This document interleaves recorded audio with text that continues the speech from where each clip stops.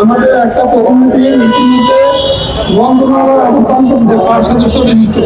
তারা এসে কথা না বলা পর্যন্ত আমাদের একজন লোক এখান থেকে যাবেন না। আমরা এখানে আজকে আমাদের দাবি নিয়ে যদি এখান থেকে আপনারা একটু চলে যান তাহলে মনে করবো এই আন্দোলনটা আপনারা বাধাগ্রস্ত করতে চান। আমাদের প্রতিনিধি আমরা এইখানে আজকে আন্দোলন আমরা অনেকে ঘুরে দেখছি। আপনারা বারবার বলছেন যে আমাদেরকে ডাক দেওয়া হোক।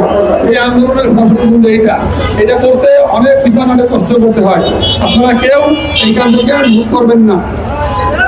তাও যেটা বলতেছিলাম, মাননীয় প্রধানমন্ত্রী ওনার মেয়াদ মাত্র 3 মাস।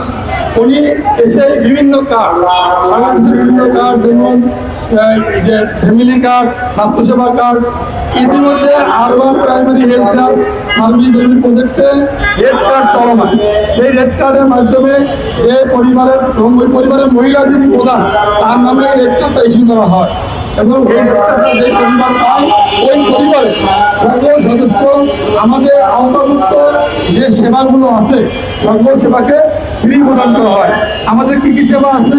আমাদের এখানে সেবা আছে সুস্বাস্থ্য সেবা, ইপিআই সেবা, পরিকল্পনা সেবা, সাধারণ লোকের সেবা, ডাক্তার সেবা, ডেলিভারি সেবা, গর্ভবতী মায়ের সেবা, গর্ভবতী মায়ের সেবা, কিশোরীদের সেবা।